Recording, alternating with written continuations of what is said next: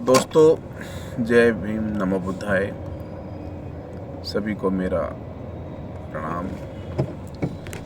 आज हम आपको एक ऐसी नई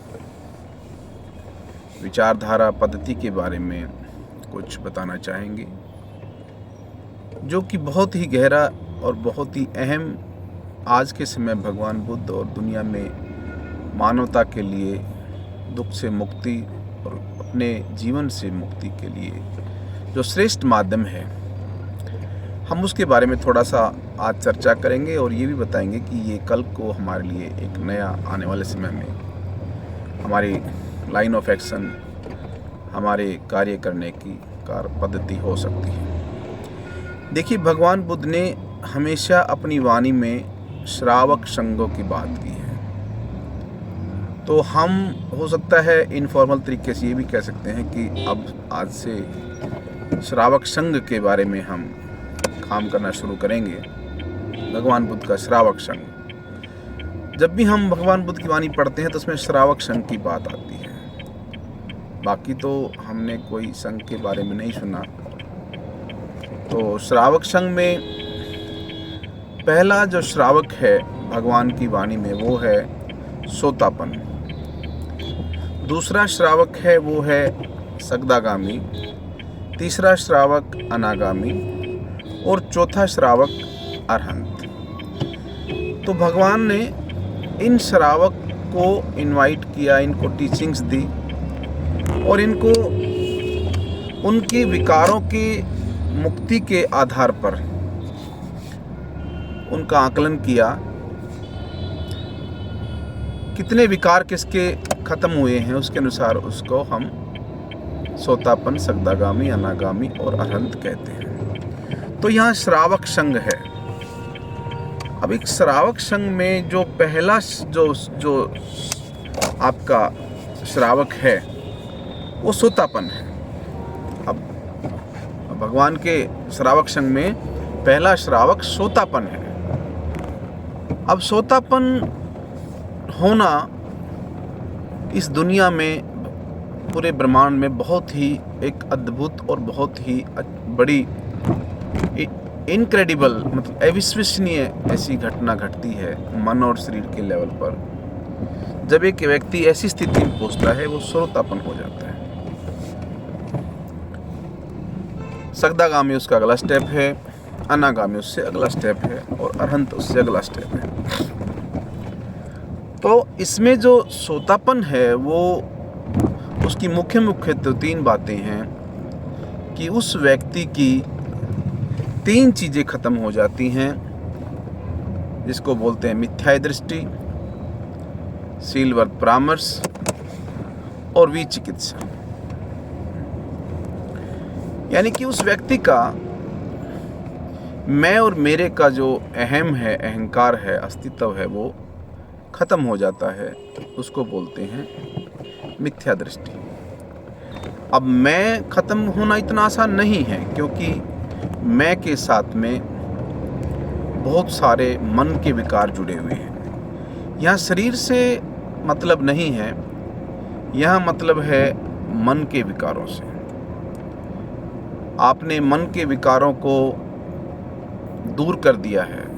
अब मन है जहाँ, वहाँ विकार हैं, जैसे तृष्णा है, जैसे द्वेष है, लस्टफुल डिजायर्स, इलविल है, ईर्ष्या है, बदले की भावना है और गुस्सा है, नफरत है और रेस्टलेसनेस है, यानी बेचैनी है, चिंतित रहना है, निराश रहना है, उदास रहना है, टॉर्पोर, लैंग्वर और दुनिया भर के भ्रम में रहना है। भ्रम, अविद्या। अविद्या क्या है, वो जो बेश है वो बताएंगे। तो जो व्यक्ति इन चीज़ों को मन से या तो बहुत हद तक ख़त्म कर चुका है या इन पे काबू पा चुका है, उस व्यक्ति को सोतापन कहा गया है। हालांकि कहते हैं कि सोतापन बाद में भी आखिर तक भी रहता है थोड़ा बहुत।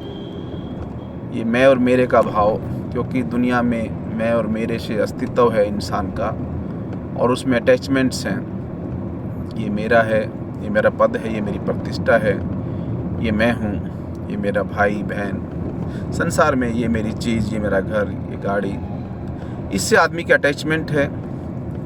तो वो जब तक आदमी सांसारिक है, ग्रस्त है, तब तक वो मेरे का भाव रहता है, और वैसे भी लास्ट तक जो है ये भाव रहता है।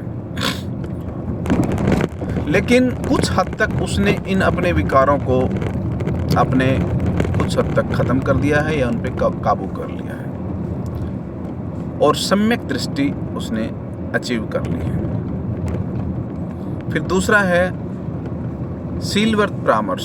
शीलवर्त परामर्श का मतलब है कि इंसान ने अपने दुखों की मुक्ति का रास्ता या इसी जीवन के संसार के जीवन से और मरण से मुक्ति का रास्ता बाहरी दुनिया में नहीं, बाहर के किसी भी कर्मकांड या किसी देवी देवता या किसी तस्वीर के सामने या किसी भी ऐसी जगह जाके उसके सामने सरेंडर करने से नहीं, बल्कि उसने अपने अंदर देखना है, अंदर जाना है और अंदर के विकारों से मुक्त होना है। गहराई से मन के जो संस्कार बने हुए हैं, विकार बने हुए हैं, उन संस्कारों को मुक्त करना है, उन संस्कार को ख़त्म करना है अंदर से।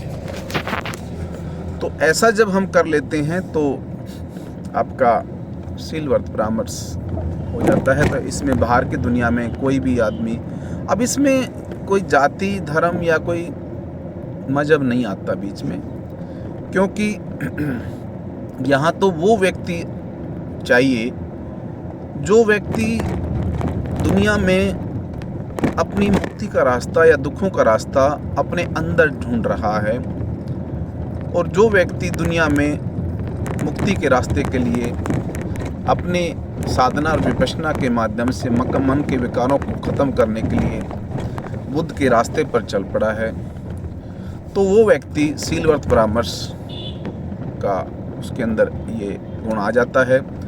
अब उसमें हम बमन और शमन का जो कंसेप्ट है वो टकराव का कंसेप्ट है। मैं यही हूँ, ये मेरी पहचान है। जाति से इसमें सिर्फ कुछ लोग, विशेष लोग ही इस संघ में होने चाहिए, विशेष लोग ही इस संघ के अंदर भागी आ सकते हैं। ये फिर भगवान का धर्म नहीं है, ये भगवान का धर्म नहीं है। भगवान के धर्म में तो कोई बंधन नहीं है, कोई रुकावट नहीं है, कोई बैरियर्स नहीं है, वो सबके लिए समान है, इस दुनिया के हर प्राणी के लिए समान है।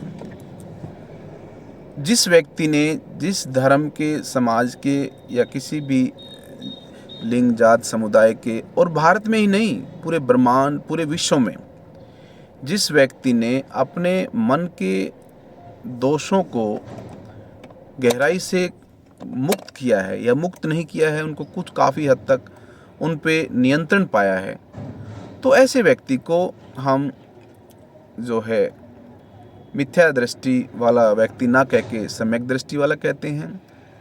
शीलवर्त परामर्श जिसने अपनाया है, जिसके अंदर ये गुण आया है, अब वो तो ज़रूरी नहीं ना कि भाई किसी जाति में या किसी विशेष समुदाय में, या हम जिनको आइडेंटिफाई कर देते हैं कि इन्हीं लोगों में जो है ये शीलवर्त परामर्श आएगा, ऐसा तो नहीं ना।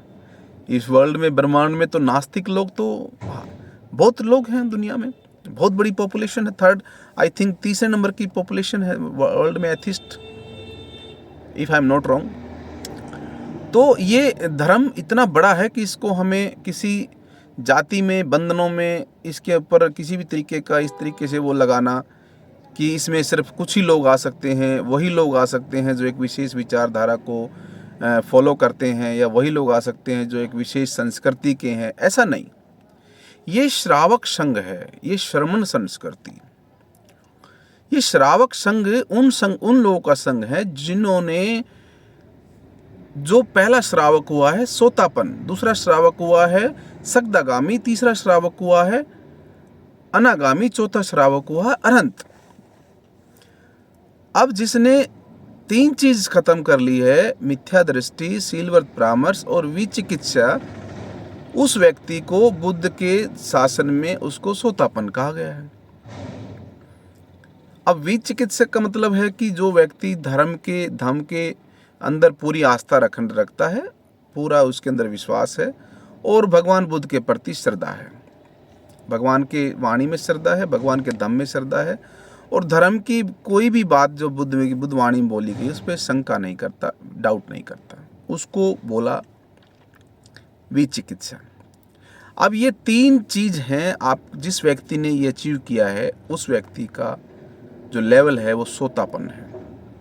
और सोतापन मैंने जहाँ तक सुना है भारत में बहुत बिरले लोग, बहुत ही कुछ कम लोग हमारे बीच में होंगे जो सोतापन की स्थिति में पाएंगे, उसमें भिक्षु संघ भी आता है।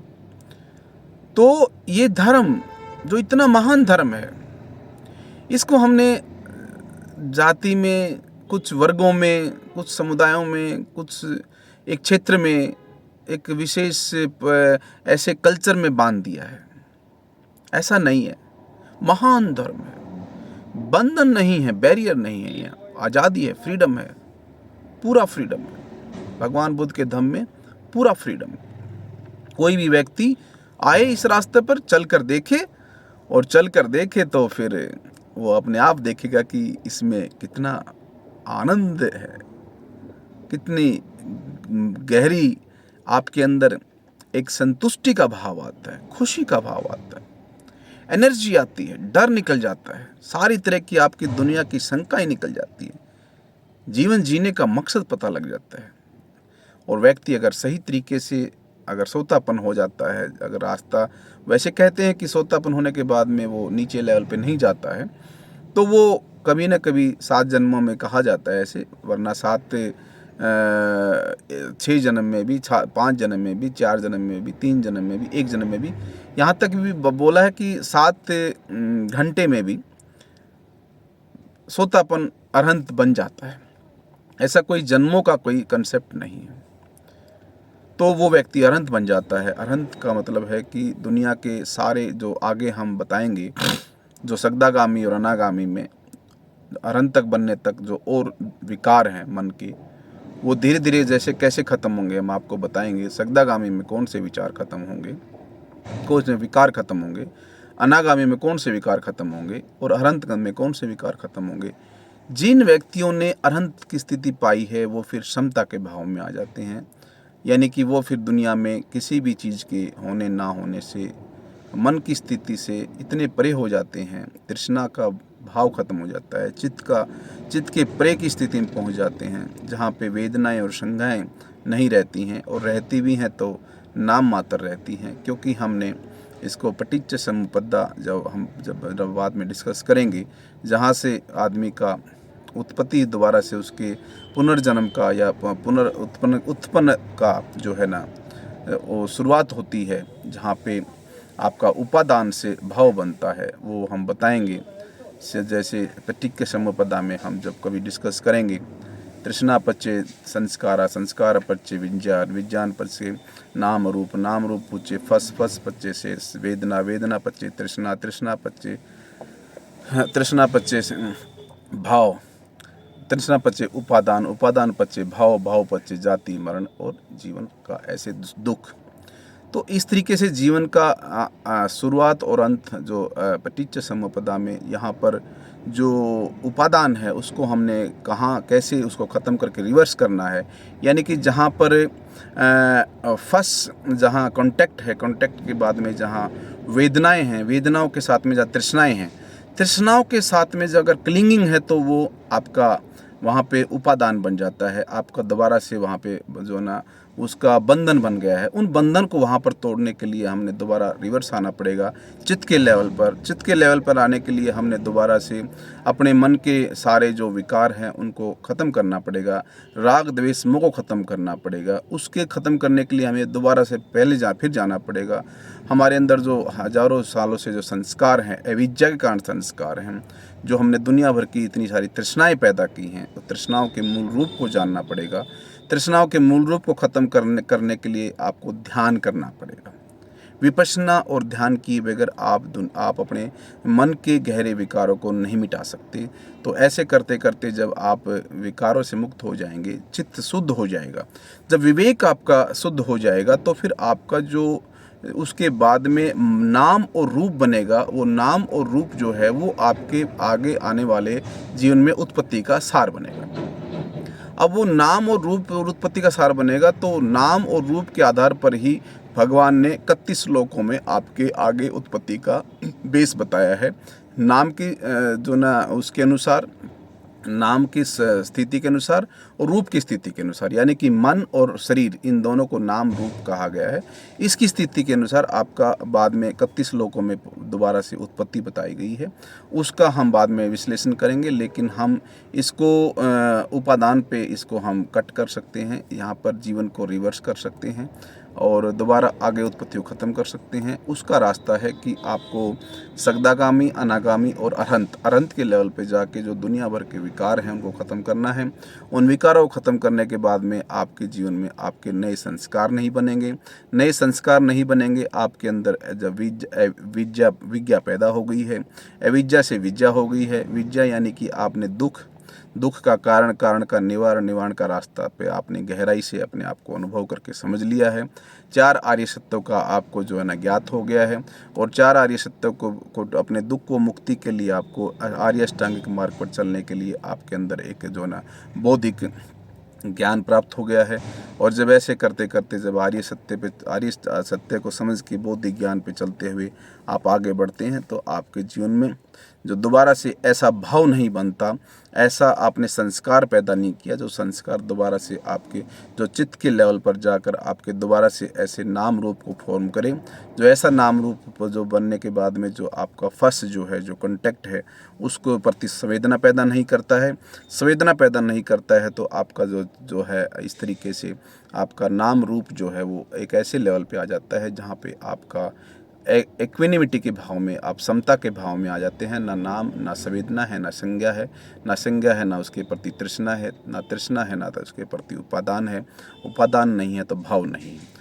ये गहरा कंसेप्ट है पटिज्जा समुपदा का। तो ऐसे करके हम समय रहते आपको बाद में 4 आर्य सत्य, अष्टांगिक मार्ग, पटिज्जा समुपदा और 7 फैक्टर्स ऑफ एनलाइटमेंट, जो कि आपको अरहंत होने की स्थिति तक ले जाते हैं, उसके बारे में विस्तार से बताएंगे। आज हम यही बताना चाहते हैं कि श्रावक संघ जो है ये भगवान बुद्ध का संघ है, जिसमें कोई भी व्यक्ति इस दुनिया में किसी भी धर्म, समुदाय, जाति, लिंग का हो, इसमें श्रमण और बमन की कोई कंडीशन नहीं है। वो व्यक्ति आगे आए, भगवान बुद्ध के रास्ते पर चले, अपने विकारों से मुक्त होए और विकारों से मुक्त होकर दुनिया में अपने आप को विकार रहित करके इस दुनिया में अपने आप को ऐसा व्यक्ति, ऐसा इंसान बनाए जो इस दुनिया में दोबारा से आपकी उत्पत्ति का बेस ना रहे। उस व्यक्ति को हम फिर आगे जाके अरहंत बोलते हैं, उसकी मुक्ति हो जाती है। और इस तरीके से ये बुद्ध का धम्म, बुद्ध का ज्ञान कितना गहरा है, कितना गहरा कंसेप्ट है। लेकिन ये सिर्फ सुनने से और सिर्फ पढ़ने समझाने से नहीं आएगा, इस पे चलना पड़ेगा और गहराई से समझना पड़ेगा। और इसमें कोई नियम नहीं है, कोई शर्त नहीं है, सिर्फ शर्त एक ही है। भगवान ने चिल्ला चिल्ला के कहा है कि पहला श्रावक वो है जो सोतापन है, दूसरा श्रावक वो है जो सगदागामी है, तीसरा श्रावक वो है जो अनागामी है, चौथा वो है जो अरहंत है। कबीर, रैदास और गुरु नानक जैसे जो महान संत हुए हैं वो भगवान बुद्ध के श्रावक रहे हैं। उन लोगों का डर खत्म हुआ है, उन्होंने बाहर की ताकतों को और इन सारे ऐसे काल्पनिक भय भगवान को उन्होंने नकारा है, मानवता के लिए काम किया है, अपने जीवन को श्रेष्ठ बनाया है, मानवता को कल्याणकारी जीवन के लिए अपने आप को समर्पित किया है। ऐसे महापुरुष भारत में ही नहीं, चाहे पूरे विश्व में कहीं पर भी हैं, जिनका डर निकला है, मानवता के लिए काम किया है, बाहर की दुनिया में ना जाके अंदर की दुनिया में अपने आप को देखा है, अपने आप को विकारों से मुक्त करके शुद्ध किया है, फिर प्रबुद्ध किया है। पहले प्योर करना है, फिर अनलाइटन होना है, प्रबुद्ध होना है, और फिर आपको जो है ना बुद्ध होना है, अरहंत होके फिर बुद्ध होना है। तो ये कितना गहरा कंसेप्ट है। तो दोस्तों ये श्रावक संघ है, इसमें आप ज़रा जुड़िए, सुनिए और इसको आप जो ना गहराई से समझिए। आपको दोबारा अगली फिर वीडियो में हम गहराई से बताएंगे जो बाकी सगदागामी, अनागामी और अरहंत के क्या क्या लक्षण होते हैं और कैसे अचीव करेगा, और पटिज्जा समुपदा और ये सब सारी हम आपको दोबारा से फिर बताएंगे। आप सबका मंगल हो, आप सब स्वस्थ रहें। ये है भगवान बुद्ध के धम्म का पहला वीडियो, श्रावक संघ जो भगवान बुद्ध के समय बनाया गया था। उस श्रावक संघ का ये हमारा आज प्रेजेंटेशन है। मुझे उम्मीद है कि आप सबको अच्छा लगेगा, आप सब इसको एंजॉय करेंगे। सबका मंगल हो, सबका मंगल हो, सबका मंगल हो। नमो बुद्धाय।